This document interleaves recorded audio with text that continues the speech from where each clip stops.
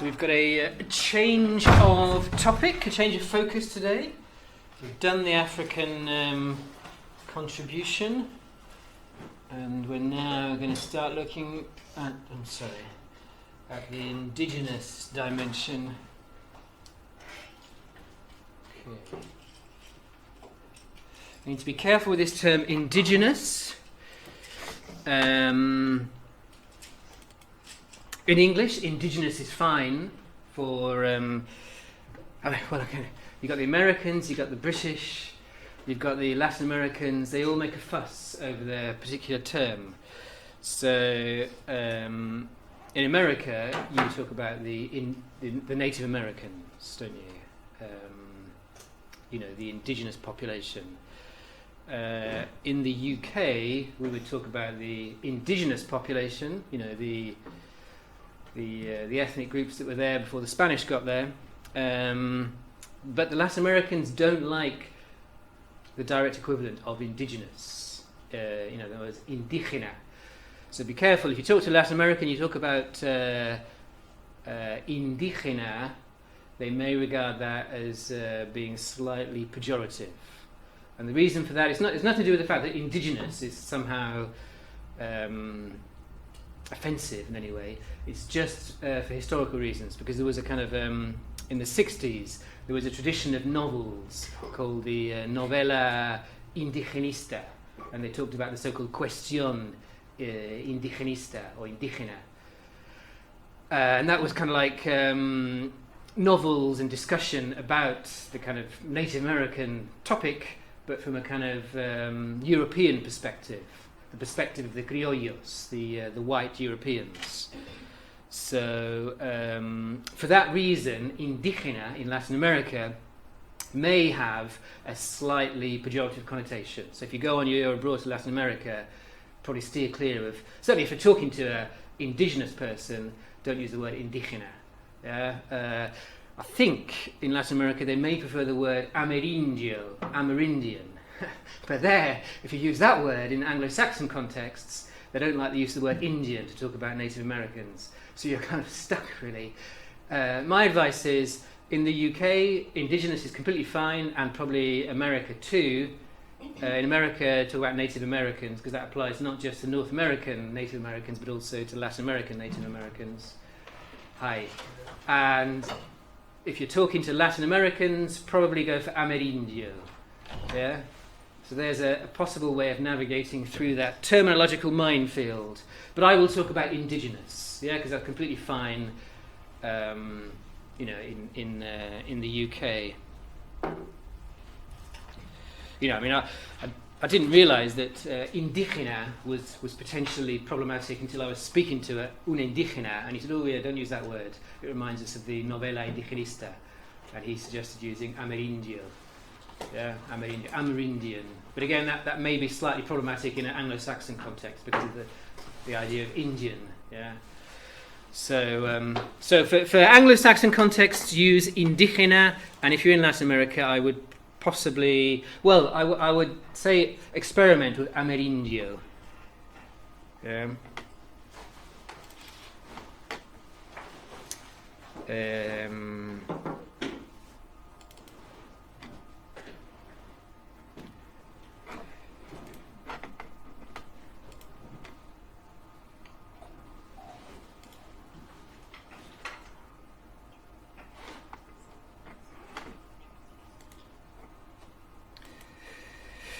Okay, so anyway, we're going to have an overview then of the indigenous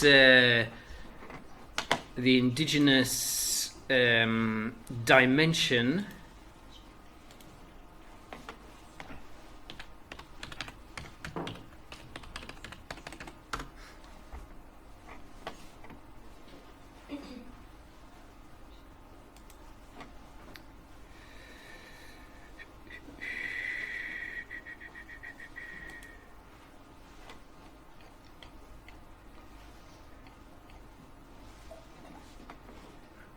The indigenous substrate. Yeah, there's a useful term. What do I mean by the substrate or the substratum? What does that correspond to? Did that not download?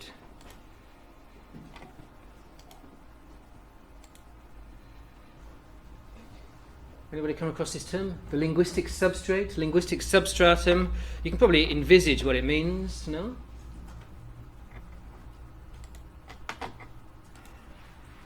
If you think of the linguistic material in any given place as being built up rather like rocks, as a sort of series of strata, the substratum would presumably be what?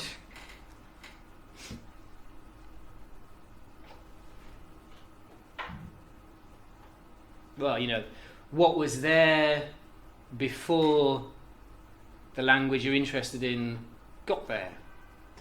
Yeah, so if we're talking about Spanish, the substratum would be the indigenous languages. So, you know, in the Iberian Peninsula, just to draw an analogy, before Latin got there, Latin being obviously the ancestor of Spanish, there was a substratum. I mean, what do you think the substratum of the Iberian Peninsula was?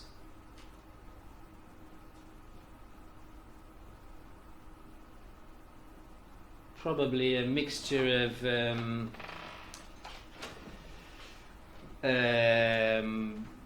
ancient Iberian, you know, languages, probably of a Celtic origin, and maybe also things like Phoenician from North Africa.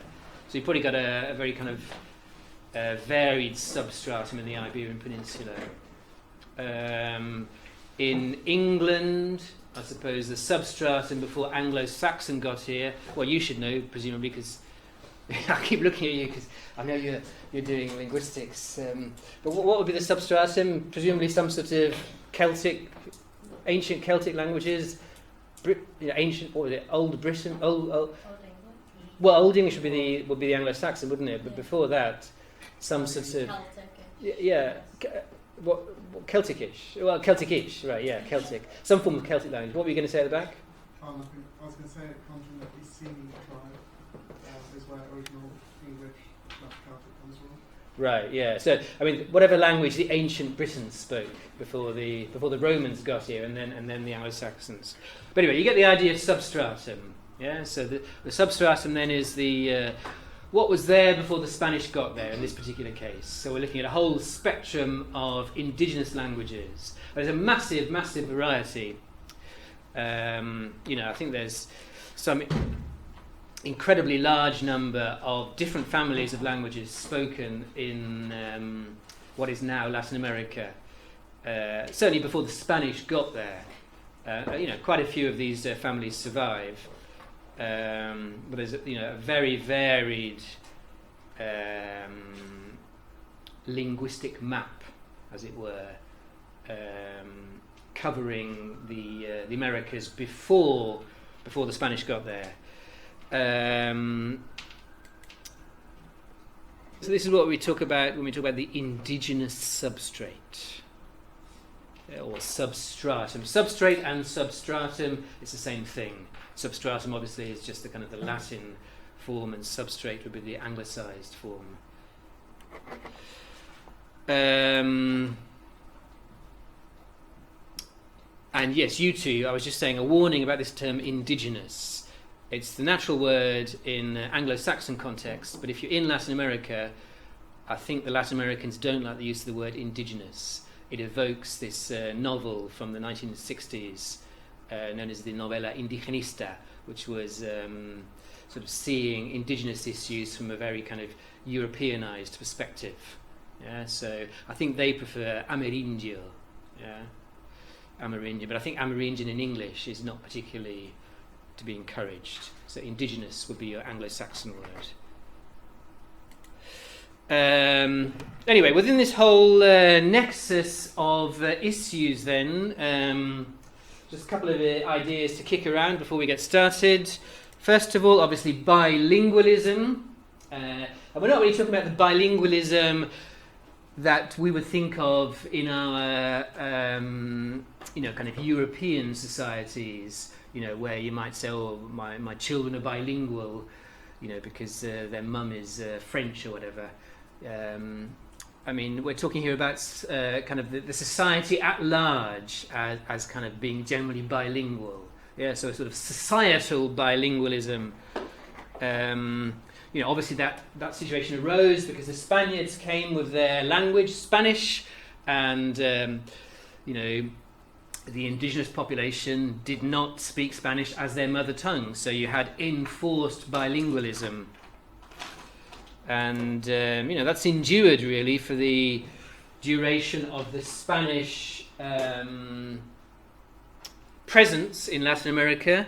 And it's quite an interesting quote there from Escobar. Put him down as Alberto Escobar, but I was getting confused with the drug lord.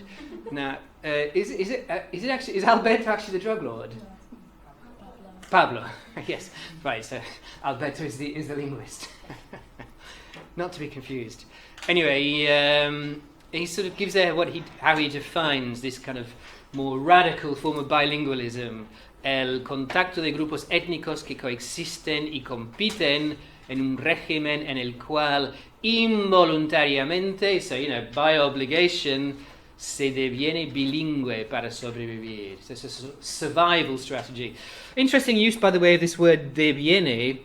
You almost never see that in Spanish. I mean, it would be se hace bilingüe, wouldn't it, in more familiar Spanish.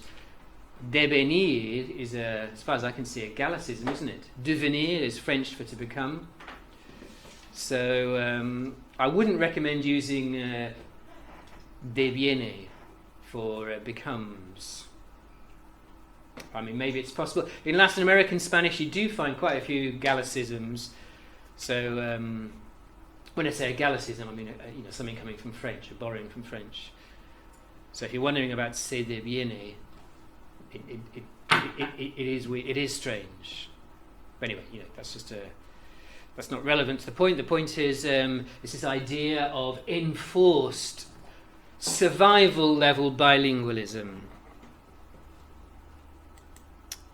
So there's that. It's kind of radical bilingualism rather than the bilingualism of choice, which we might find in polite European society. Another concept is this notion of interlanguage. It's another of those terms which is systematically ambiguous. It's used on the one hand in second language acquisition to denote the kind of imperfect grammar you form in your mind as an individual. Yeah, that's one thing, that's one usage. So if you're doing second language acquisition, you'll probably have come across the term in that context. But here it means an actual, variety of Spanish.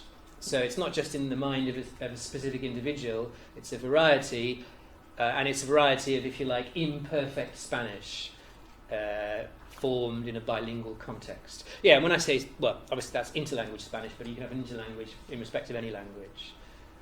In the Andes, you could refer to the totality of imperfectly mastered second language Spanish. You could refer to that variety as interlanguage Spanish, and obviously that covers a whole spectrum, doesn't it? From very imperfect Spanish to very, very well mastered Spanish. But the implication is it's the product of people learning Spanish as a kind of a second language.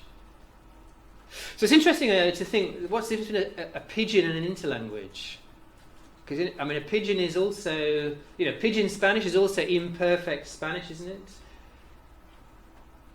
Interlanguage Spanish is imperfectly mastered Spanish. And I think the difference would be that pidgin Spanish implies that the people who are not first language speakers of Spanish come from the whole variety of ethnic backgrounds. And then the pidgin is a kind of interlanguage. Whereas in the case of interlanguage Spanish, if we're in the kind of Quechua speaking area, you basically have a situation where you've got Quechua speakers who have imperfect mastery of Spanish. So it would be a kind of interlanguage between Quechua and Spanish. So that would be the major difference, wouldn't it, between pidgin Spanish and interlanguage Spanish. You've got, in a kind of a pidgin, you've got many different African languages, versus Spanish. In a kind of interlanguage situation, you've got, say, one indigenous language, for example, Quechua versus Spanish. Yeah, but apart from that, Pidgin and interlanguage, they're quite similar in implication. So an interlanguage implies interference from the second language, the non-native language. And if this interlanguage reflecting interference, crystallizes and becomes an actual native dialect, a mother tongue, in the way that a pidgin can become a Creole, then you can start to talk about convergence, because that particular form of Spanish will obviously look more like the indigenous language. So you've got convergence between Spanish and the indigenous language. And you can see that, prototypically in the Andes. People talk about Andean Spanish, which is really a variety of Spanish, but it's in that case Spanish is the mother tongue. Yeah, it's the native language of the relevant speakers, but that particular variety of Spanish has become more like the local native language, say Quechua in some parts of the Andes, or Aymara in other parts of the Andes. And there you can talk about convergence. And that convergence probably reflects a prior kind of interlanguage phase, and the interlanguage has, if you like, solidified over time, crystallized, and become the mother tongue of the relevant speakers. Yeah? So convergence, when you start to talk about convergence, you're implicitly comparing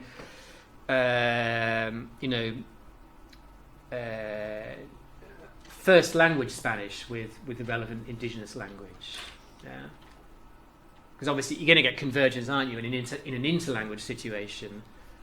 But the convergence issue is, when you talk about convergence, you're talking about first language Spanish beginning to look more like the local indigenous language. Yeah, you get this idea of convergence.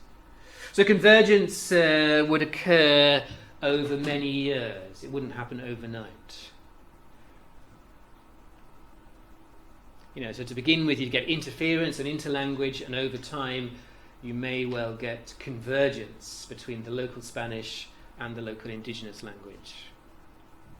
And we'll look at one or two cases where that's the case, where Spanish, first language Spanish, the mother tongue of certain speakers in the Andes, has actually acquired indigenous features.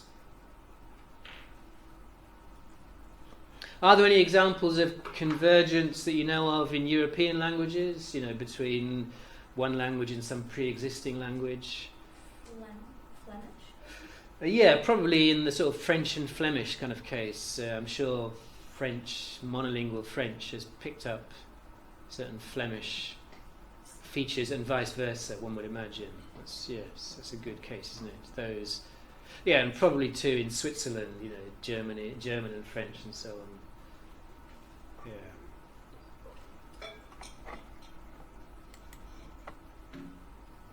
So the key point then is convergence goes way beyond interference. I mean, interference is relatively common, it's a sort of superficial thing, but convergence means there's a permanent adjustment to the local, language of interest, in our case, Spanish. And also, in fact, there are cases of the local indigenous language, Quechua, Aymara, converging with Spanish, in other words, acquiring Spanish features. We'll talk less about that because obviously this module is about Spanish primarily. But it's worth bearing in mind that is the case too. And by the way, in that connection, is Rosalind Howard still running her Quechua module?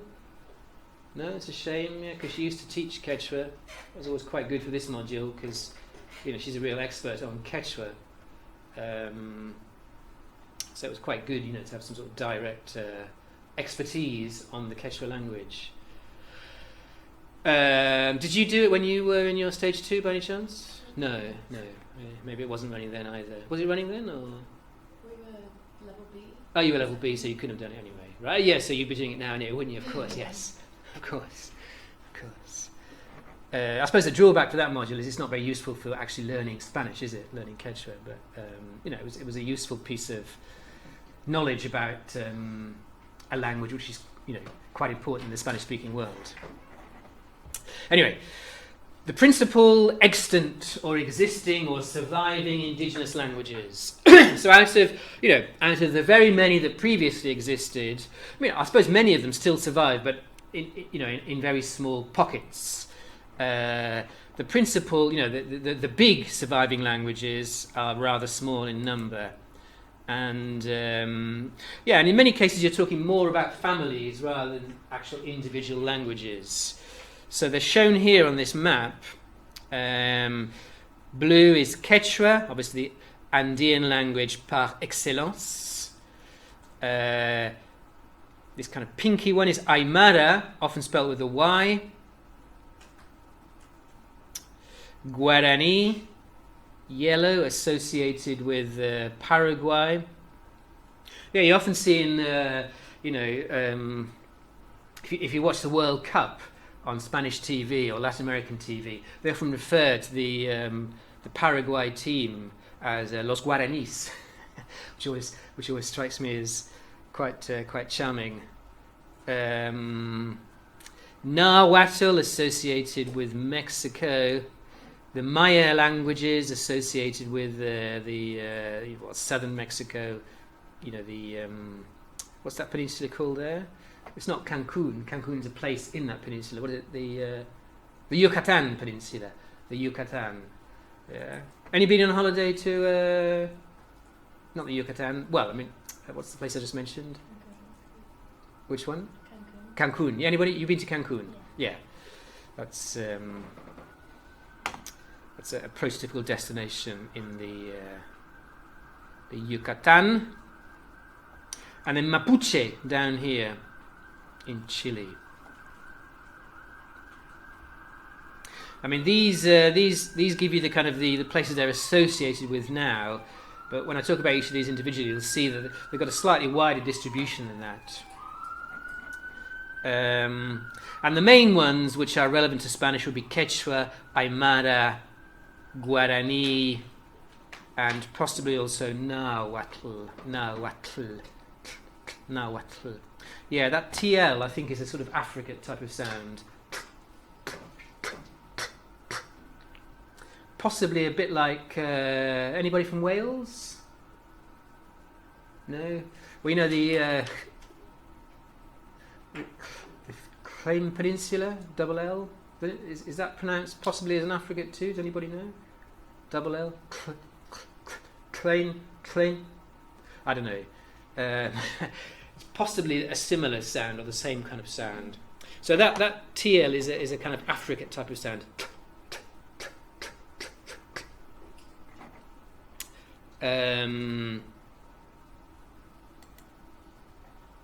Yes, and unmentioned there is Taino.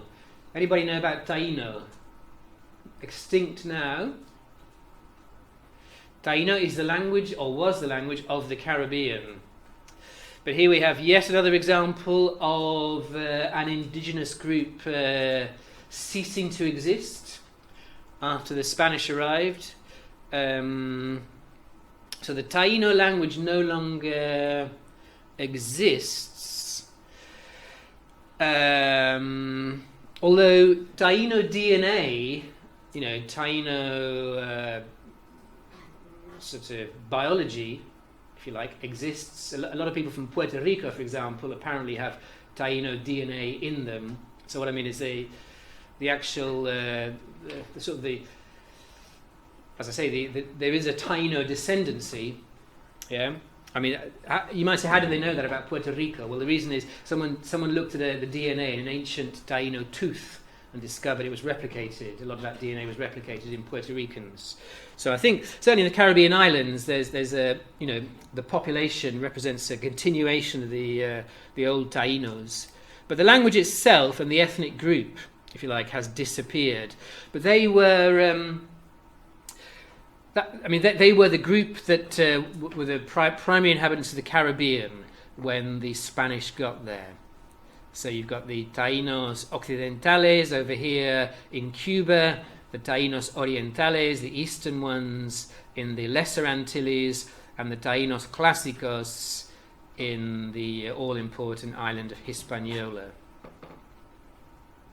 So, the Taínos were really the first Latin Americans that the Spaniards encountered.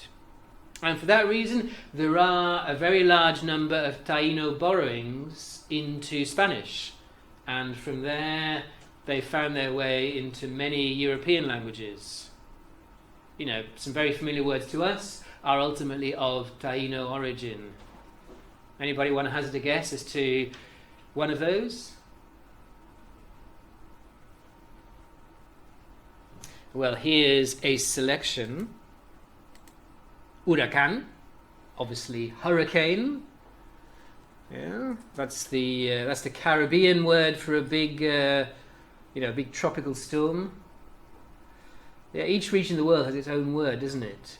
What do they call it in East Asia? Typhoon. And what about the Indian Ocean? Sorry. Is that so much the Indian Ocean, or is that more? Yeah, monsoon. A monsoon is not actually a typhoon, is it? A monsoon is more rain. What's the actual equivalent of a storm? Windy storm. You've got typhoon in East Asia, huracán or hurricane in the Caribbean, and in Bangladesh and India, it's what's the word there? The local word.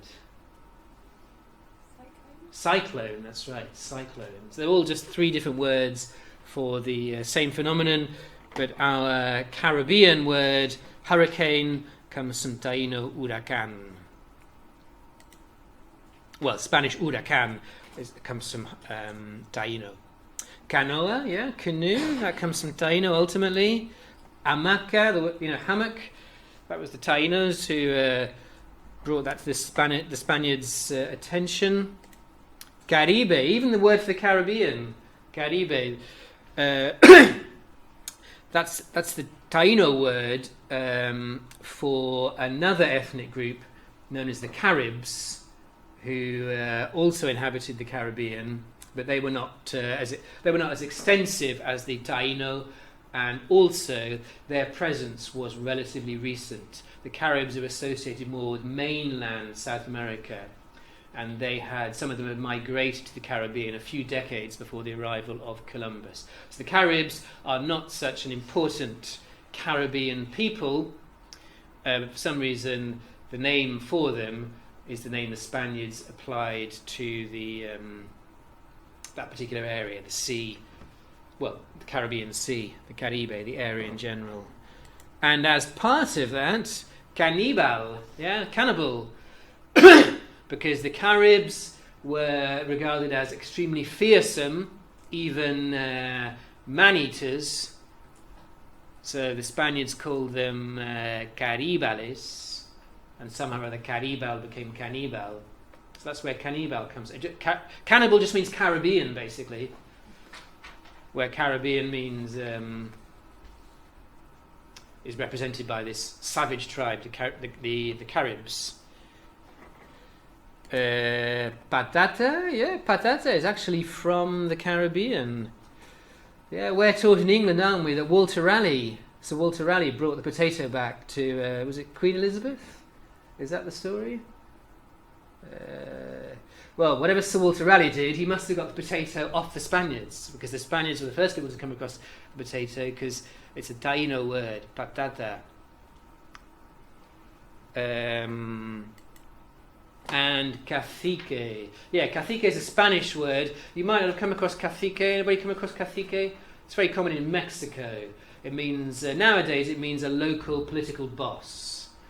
But a cacique was a Taíno chieftain.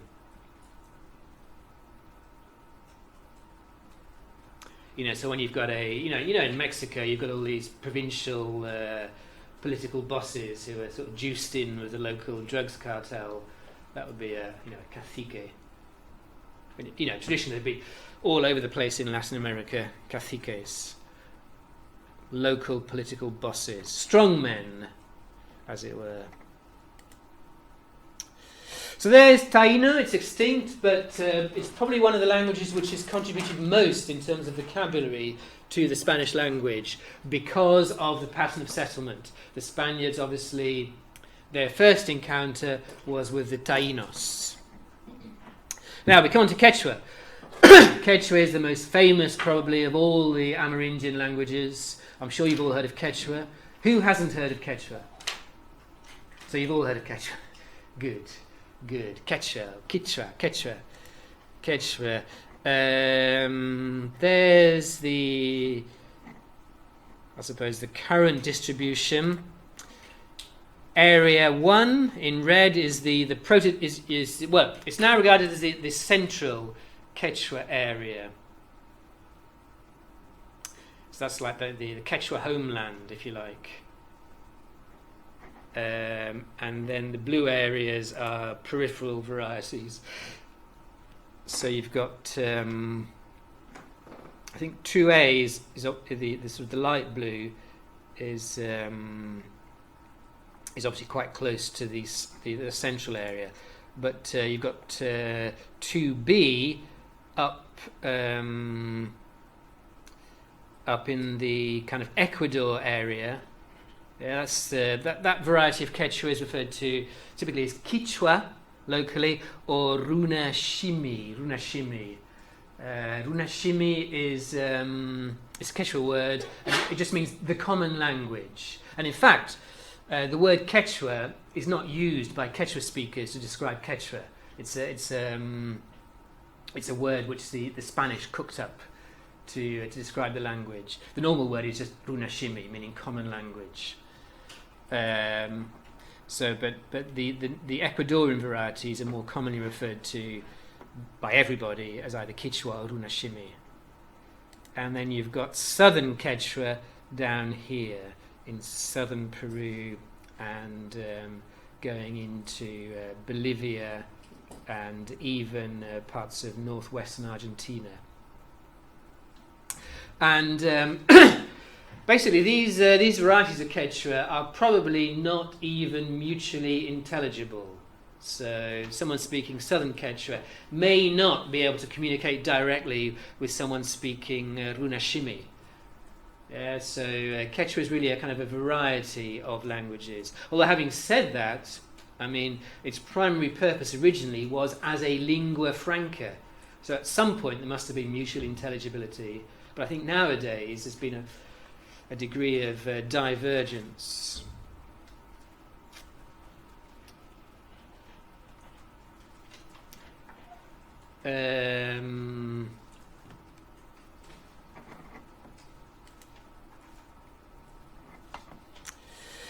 So the Quechua was the language of the Inca Empire, centered on Cuzco. I write it with the Spanish spelling, the Peninsular Spanish spelling, although as you'll see in a lot of maps, and particularly in Latin America, it's spelt with an S, because obviously the Latin Americans don't tend to pronounce the th as a th, they pronounce it as a s. And in fact, in Quechua itself, nowadays obviously there's a tendency to use the indigenous spelling. I think it's often spelt like this. Cosco with a Q, because that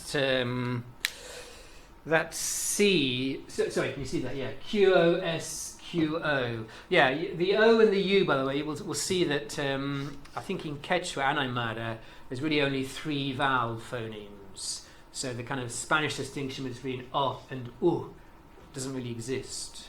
So you'll see a lot of the time what in Spanish appears as a U comes through as an O in Quechua. That's not to say, as we'll see, that the sounds O and U don't actually exist in Quechua, but they're really allophones of a single phoneme rather than distinct phonemes. And this Q corresponds to a uvular stop. What do you think I mean by a uvular stop? I mean, ka, K is a velar stop. So kappa, you've got a velar. A uvula. What? I mean, the uvular place of articulation is where? Think of Spanish uva. What's an uva? A grape. So where might you have a grape in your mouth?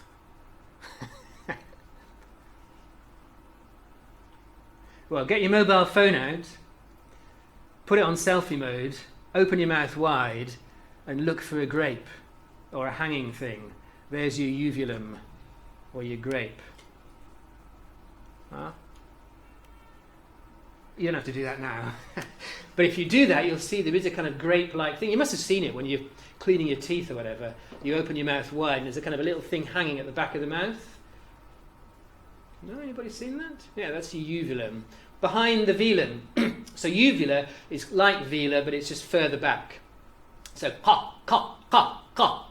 So instead of, I mean, if you want to say kappa, kappa, kappa, velar, but kappa, kappa, kappa, kappa, uvula. Yeah. French R is a uvular fricative. Rouge, rouge. That's a voiced uvular fricative. Rouge, rouge, rouge.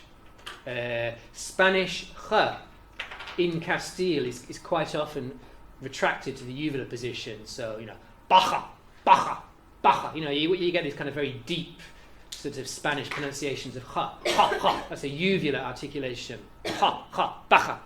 So anyway, the kind of the nearest sound to k in Quechua is a uvular ka, ka, ka. So that's why you see these Spanish C's replaced with Q's quite a lot.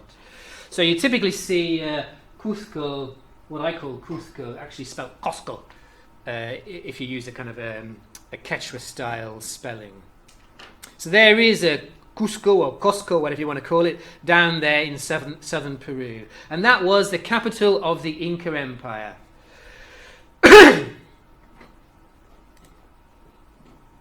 Yeah, and there's a photo of it. Yeah, anybody been to Cusco? If you go to you have, yeah. Good, good, very good. So you probably recognise that. There's the church. You remember that in the main square.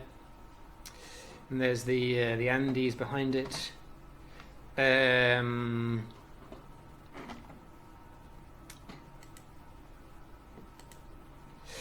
know, there's you can see the Spaniards built on the existing structures. So you've got Spanish colonial architecture built on this very typical, Quechua or Inca type of construction. Using these massive stones, without, with these sort of cleverly cut stones that fit together very neatly, and mean you don't have to use any kind of cement or mortar. And near Cusco, you've got various citadels or fortified structures. So this is one of them, Sacsayhuaman. I'm sure you went there. Yeah, day trip. Yeah, and you can see you've got the same type of structure. And the most famous one of them all, Machu Picchu. Yeah, you all heard of Machu Picchu? Did you go there? Yeah. I took that photo myself. And look, you see there's no tourists in sight. Absolutely free of tourists. You find it almost impossible to get a photo like that these days. You have to get up very, very early in the morning to get there to take a photo of the whole thing without tourists.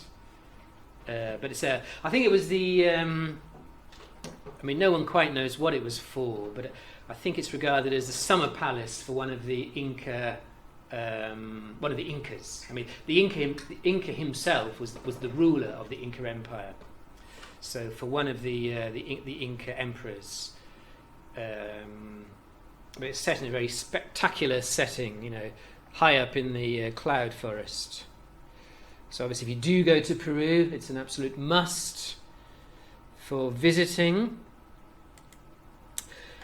Now, the Incas and Quechua, it's an interesting thing. When you think of Quechua, you immediately think of the Incas. But in fact, the Incas probably spoke Puquina originally. The Incas, anyway, originated in the Lake Titicaca area. You all heard of Lake Titicaca?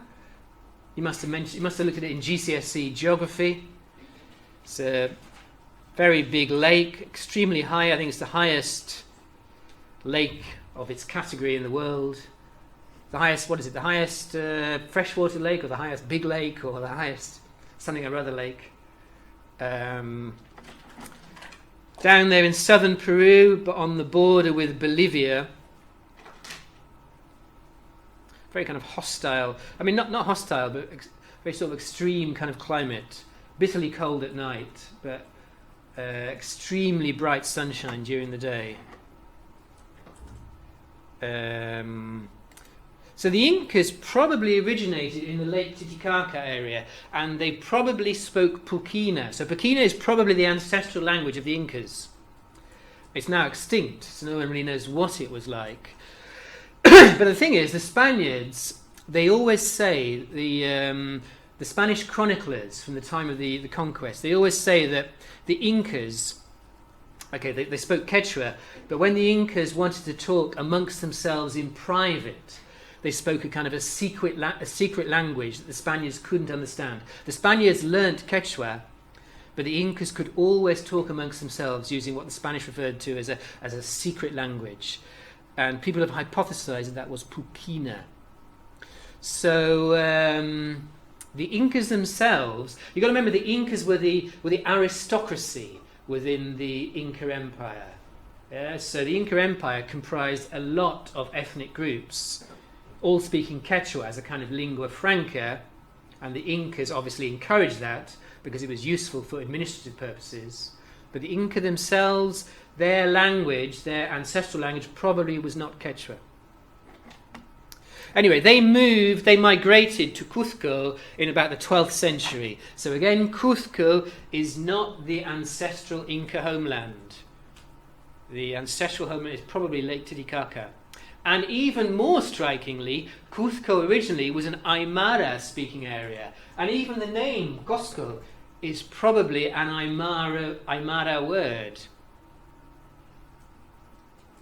So you always think, what you think of Quechua, Incas and Cuzco.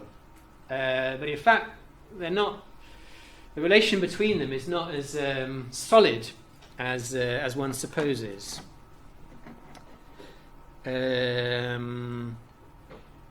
So yeah, and you do find a lot of Aymara in Cuzco. I mean, you find both Quechua and Aymara, and obviously Spanish too. And as I said, so Quechua then, or Runashimi as it's properly called. Yeah, I think we use. Do we not use these words endonym and exonym? Has anybody come across those? Exonym and endonym. Yeah, we come across those. I think endonym is the word used by people who belong to the ethnic group, and exonym is a word provided by outsiders. So I think Quechua is an exonym, and the endonym is Runashimi.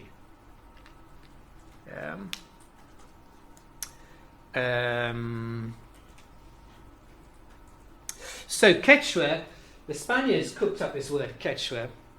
I think Quechua just means high valley, because or fertile valley,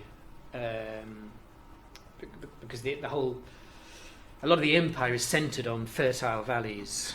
But it was used as a lingua franca then throughout the Peruvian Andes, and that's how it was spread from the central Quechua area near to Cuzco, both northwards to Ecuador and southwards, south of Bolivia, obviously as the Incas expanded their empire. So the modern day extension of Quechua is due to the expansion of the Inca Empire, and also partly, in fact, to the Spanish conquest, because the Spaniards, like the Incas, they also encouraged the use of Quechua because it was helpful to them for administrative purposes. The Spaniards themselves learnt Quechua, and it was perfectly suitable for them, for the local population, to speak Quechua, because in that way the Spaniards could communicate with them. So Quechua, above all, is a lingua franca. So the Incas adopted Quechua as their official language.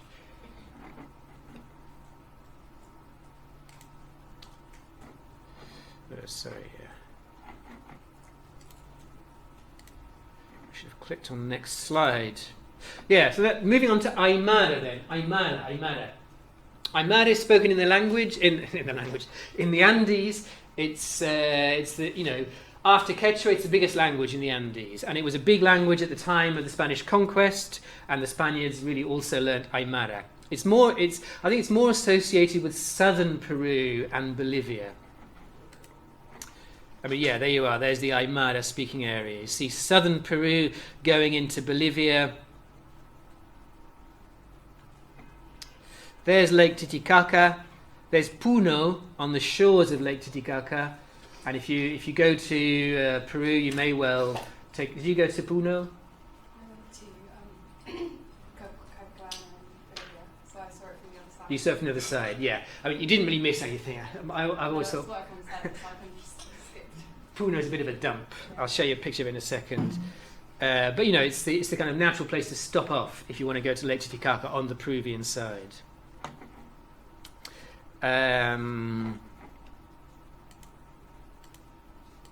Yeah, I mean, there's a picture of it. So it's a rather kind of run-down place. You can see just the edge of Lake Titicaca there. Yeah. But it's interesting, you've got Aymara speakers, you've got Quechua speakers, and you've also got this weird language spoken by inhabitants of Reed Islands on Lake Titicaca itself. So that's a language with a very, very small number of speakers. I can't even remember what the name is. But if you walk around Puno and talk to people, you'll find Quechua speakers and Aymara speakers. Aymara is in a kind of very similar situation to Quechua. It's if you like the poor sister of Quechua in the Andes. But it's a big language, and most importantly is over time Quechua and Aymara have converged enormously. So although all the words are completely different, the actual grammatical structure of Quechua and Aymara is incredibly similar, strikingly similar. So basically, if you learn Quechua grammar, in a way you're almost learning Aymara grammar. All you've got to do is just learn the actual lexicon of Aymara, and then you've got the whole thing. So a lot of syntactic influence on local Spanish. You can't tell whether it comes from Aymara or Quechua, because basically the syntax in both languages is the same. And you'll see that in the thing we look at next week. So the vocab is different, but the syntax is very similar, the syntax and grammar. So that's the Andes. Now moving up to the Mexico area, the language there is Nahuatl, and that's associated primarily with the area around Mexico City, southern Mexico. That's that kind of greenish area there. Yes, so you'll find it. I mean, you may find it anywhere in Mexico, but above all, south of Mexico City, all going as far really as Oaxaca, and over to the Pacific coast, in the southern area. Here's an idea of the speakers. So the darker green shows where the greatest concentrations are, more than 250,000. So over here, yeah, in the kind of you show on the map. I just showed you Veracruz, so the area around Veracruz on the Gulf of Mexico, and obviously here just to the south of Mexico City, but the Pacific coast too, and areas further to the north over here. But as you can see, it's primarily a southern. I mean, the majority of surviving speakers are in the south. Words of Nahuatl origin. Obviously, given the importance of Mexico within the Spanish colonies, and we'll look at that in more detail when we look at Mexican Spanish, you find a lot of words of Nahuatl origin in Spanish, and a lot of those find their way into English. So, coyote, yeah, which gives us English coyote. Chocolate, yeah, it's a Nahuatl word, chocolate. A lot of these words in ate. Cacao, you all know cacao, don't you? Cacao, what is cacao? It's the ingredient for chocolate, isn't it? Coca. Not to be confused with coca, which is the ingredient for cocaine. I always get those two mixed up. Coca and cacao. Guacamole, yeah, that's a Nahuatl word. Aguacate. Yeah, a lot of these words in ate. I think ate is the kind of Hispanized version of atl, the Nahuatl ending. Aguacate is obviously avocado, yeah. Tomate comes from Nahuatl. And tiza. Tiza is chalk in Spanish. Tiza, that's a Nahuatl word.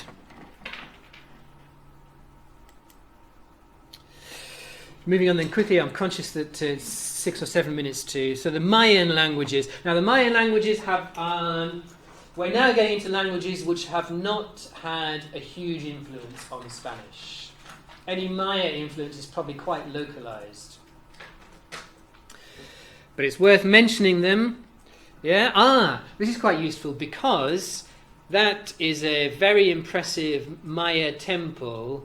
Anybody been there? No? Great place, by the way.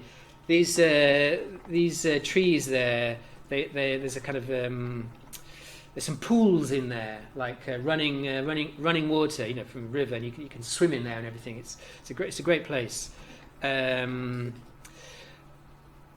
But that place is called Palenque. Yeah, Palenque. So another, presumably originally a stockade. Remember we had Palenque de San Basilio in Colombia. Well, this is a Mexican Palenque. I told you Palenques were scattered all over Latin America. So originally this must have been some sort of military stockade for the Spaniards, presumably at the site of a Maya temple.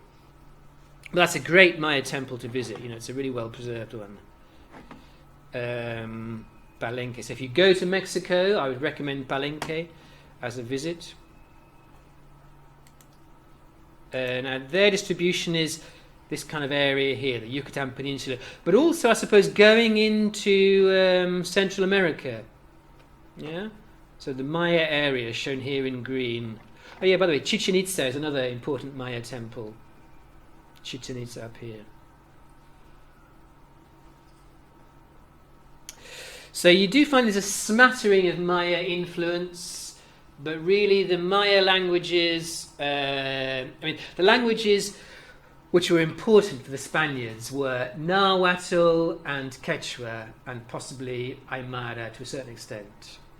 Maya has a much more localized influence. And in fact, you'll see that the Spaniards actually caused Nahuatl to be used in Central America. Because rather like Quechua in the Andes, the Spaniards encouraged the use of Nahuatl, again I suppose as a kind of a lingua franca for the indigenous population. So finally Guarani. Yeah, I won't talk about Mapuche. I mentioned Mapuche at the beginning. That's a Chilean indigenous language, but it has very little influence. So I won't really mention Mapuche. But Guarani is the other one I should mention because that's important in Paraguay. Yeah, Guarani is the. I always think of it as a fundamentally Amazonian language. We associate it with Paraguay, but there's its distribution there in purple.